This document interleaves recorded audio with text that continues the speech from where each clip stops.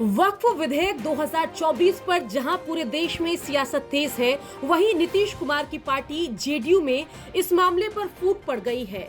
एक तरफ जहां पार्टी के मुस्लिम नेता इसका पुरजोर विरोध कर रहे हैं, वहीं सदन में ललन सिंह पुरजोर तरीके से वक्फ विधेयक 2024 के समर्थन में अपनी बात रख रहे हैं और पूरे मामले पर नीतीश कुमार चुप्पी साधे हुए हैं। वक्फ बिल पर जिस अंदाज में जेडीयू में दो फाड़ है, उससे नीतीश कुमार की पार्टी की नीति पर सवाल उठ रहा है। जनता दल यूनाइटेड वक्फ विधेयक 2024 पर कंफ्यूज दिखाई दे रही है। पार्टी की तरफ से इस पूरे मामले पर दो तरह की बातें कही जा रही है। जेडीयू के मुस्लिम नेता जहां इस बिल का विरोध कर रहे हैं, वहीं सदन में ललन सिंह ने इस बिल के समर्थन में अपनी बात रख दी है। जरा सुनिए इस पूरे मामले पर गुलाम रसूल बलियावी और ललन सिंह का बयान किस तरीके से अलग अलग दिशाओं में दिखाई देता है।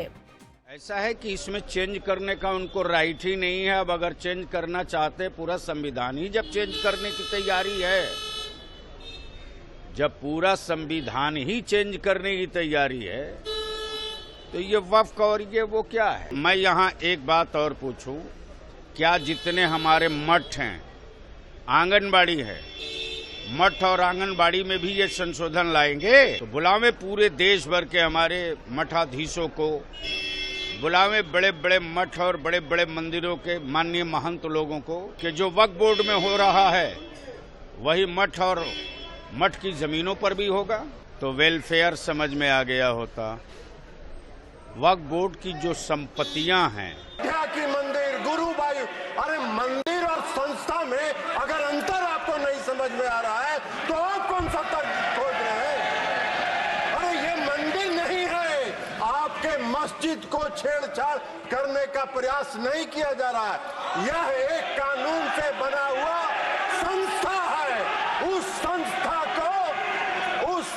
को पारदर्शी बनाने के लिए कानून बनाया जा रहा है। इसलिए इस बिल को आना चाहिए, पारदर्शिता आनी चाहिए। संस्था में कोई भी संस्था पारदर्शी तरीके से काम करे, यही मेरा आपसे आग्रह है। इतना ही नहीं, हाल ही में विधान परिषद के सदस्य गुलाम गौस ने प्रधानमंत्री को पत्र भी लिख दिया है। गौस ने कहा है कि बिल को लाने से पहले मुस्लिम समुदाय से बात होनी चाहिए। गुलाम गौस ने अपनी चिट्ठी में लिखा है कि वक्फ की जमीन को न तो अंग्रेजों ने और न ही किसी सरकार ने खैरात में दिया है। इस जमीन को मुस्लिम समुदाय के लोगों ने गरीब कल्याण के लिए दिया है और इसलिए इस मुद्दे पर सरकार को हस्तक्षेप नहीं करना चाहिए। तो एक तरफ तो जेडीयू के नेतागण परस्पर विरोधी बयान दे रहे हैं, वहीं दूसरी तरफ नीतीश कुमार पूरे मामले पर चुप्पी साधे हुए हैं।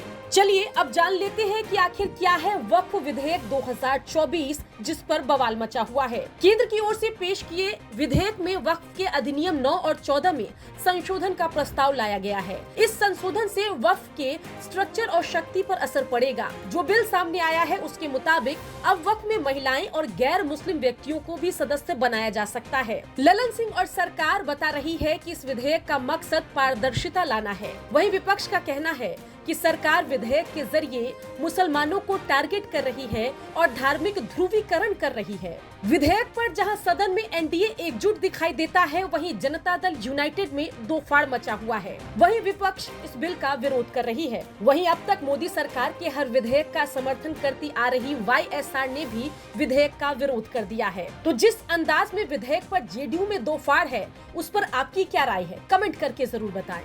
ब्यूरो रिपोर्ट, बिहार तक।